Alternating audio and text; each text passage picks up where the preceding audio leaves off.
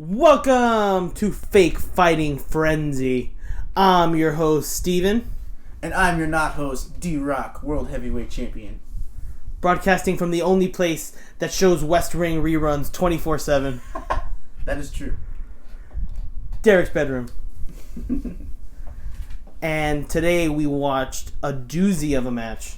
Classic. A humdinger. Total classic. The first ever tables, ladders, and chairs match. So this means on the WWE itself, this was the first TLC match? This is, I think it's the first tables, ladders, and chairs match there ever was. According to Wikipedia, Edge and Christian as champions, tag team champions, versus the Hardy Boys, the Hardy Boys, and the Dudley Boys. And I guess the Boys in the Hood were not allowed. Isn't the Hardy Boys like that, sleuth book series? Yeah. So they were just decided to be super sleuths? Yeah, they were going to be child sleuths, adventurers. Awesome. They should have played that up some more, I think. Yeah, like they could have been like, I found a mystery backstage. Yeah, right? Come on, Matt, let's solve this one. The only way to take out this perp is with a ladder through a table. No, but then Matt's always trying to solve mysteries, and Jeff's just in the back What are you doing, Matt? I don't care. I just want heroin. Very uncouth. That made my vein go up. Jeff Hardy, if you can hear this, we did not expect you to be able to hear this. Just turn it off now. I'm sure he understands. It's not going to go well for you. He knows his past. Although I have to say, every time I watch a Jeff Hardy match, I just have a greater appreciation for Jeff Hardy and the crazy things he's willing to do with his body. How do you think he was able to do all these things other than being totally whacked out on black? Oh my god, it's amazing. Just like in another match that we did, CM Punk versus Jeff Hardy, which was also TLC. He takes the biggest ladder fall. He does the everyone. He does basically the same, except it wasn't through the Spanish announce table. It's through just a regular table. Yeah. He does another crazy bump in another one of those where he actually puts someone through a ladder, and it's insane. The ladder folds in half when he goes through it.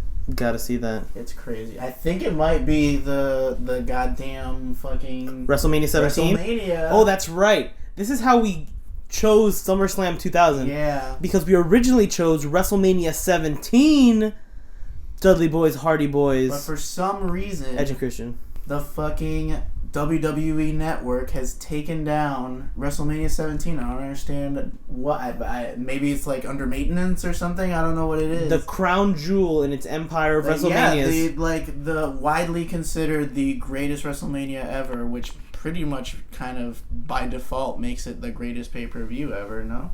It's a WrestleMania. Well, there might be some people who think that boxing is more important. No, but I mean wrestling. But we're talking about fake fighting here. No, not about real fighting. But real wrestling pay-per-view.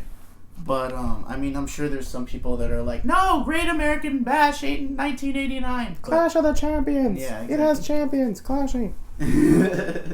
So no WrestleMania 17. Next best thing. So we had to SummerSlam 2000. Do the SummerSlam 2000, the first ever TLC match, which is probably better to watch that one first and then build up to the next one if it ever gets put back on the network. It has to be put back on the network. It has to. They bill it as every pay-per-view. They can't make that claim and then not have every pay-per-view, especially one of the pay-per-view that maybe single-handedly ended the Attitude Era. Well. Yeah, a lot of people consider that. Michael Hayes was saying on this thing that he considers that the end of the Attitude Era. Where do you rank greatest moments of the 20th/21st century? Berlin Wall falling, WCW falling.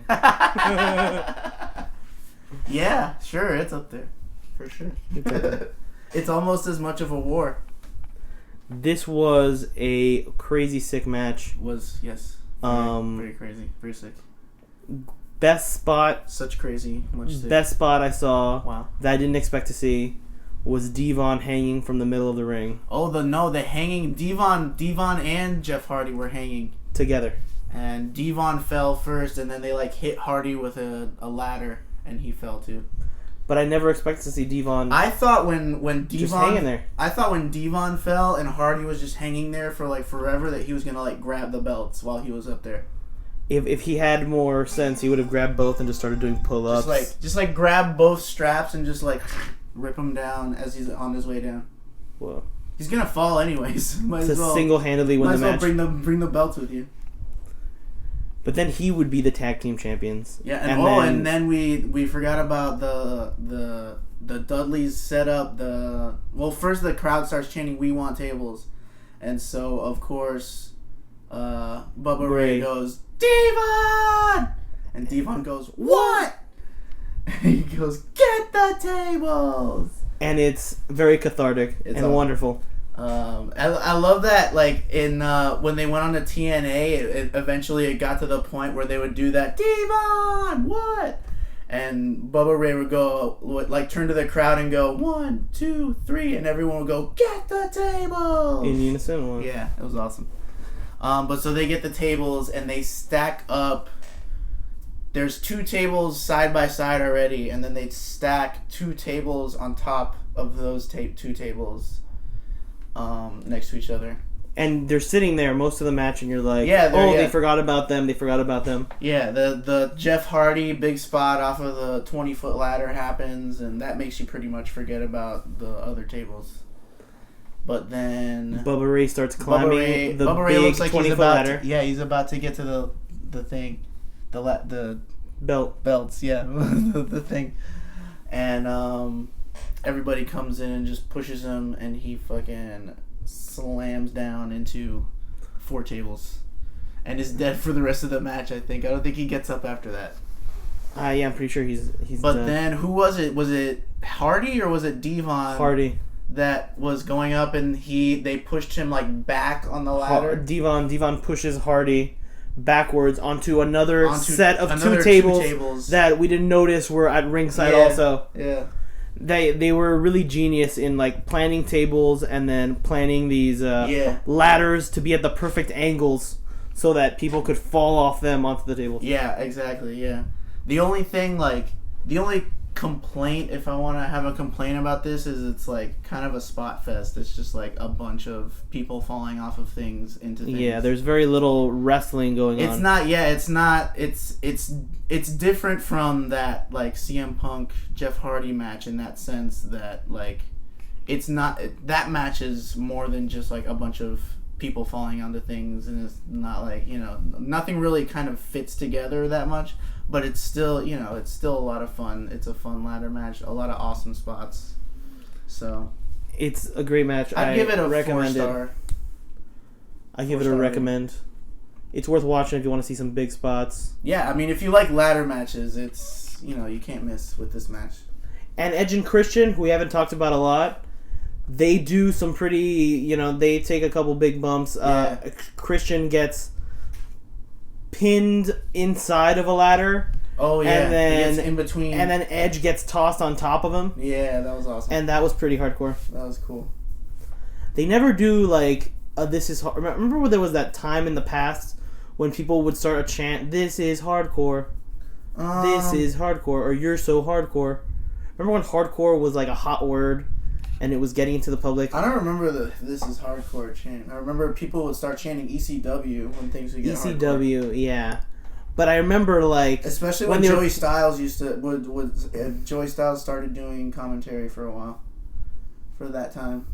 And he was Mr. I think he was on SmackDown or something like that. And he called the Edge versus Mick Foley match at WrestleMania 22 where they go through the flaming table.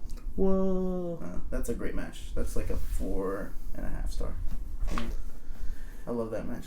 I love barbed wire and flaming tables and thumbtacks and all that bullshit. So very scary, Derrick. And that match. I saw that live. I actually went down to Hooligans when they used to show wrestling pay-per-views, and I saw it live. And I remember Hooligans is a local bar. Right, yes. Yeah, local. Well, it's not anymore. When it was, I remember, like, when they brought out the thumbtacks, and I was like, oh, okay, so Mick Foley's going to go through the thumbtacks. Because Edge wasn't wearing a shirt, and I was like, there's no way that Edge is gonna go through fucking thumbtacks, especially with no shirt on. And when he did, I was like, holy shit! I'd never seen anybody do that before. Because I hadn't seen the Randy Orton match that he did it.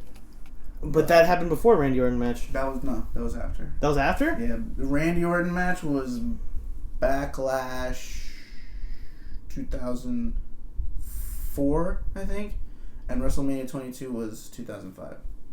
Well, so yeah. Sorry. Yeah, 2004. So wait. Now I'm all messed up. Second guessing oneself. No, it was second guessing your guesses. It was Backlash 2004 because it was right after WrestleMania 20, and WrestleMania 22 was 2006. You have access to the internet right now. Yeah, I know. No, not you. I'm talking to listeners. If Derrick's wrong, but I also do. I want to see 1 million comments that say Derrick is wrong right now. I want to see just 1,000 comments. 1 million comments. You swear that 1 million people, more than like 10 people are going to hear this. Wishful thinking. Yeah. This has been Fake Fighting Frenzy. I'm your host, Steven. I'm your not host, D-Rock. And remember that that ticky-tack stuff that you used to hang up posters and stuff is not bubblegum. It is an adhesive for poster mounting only.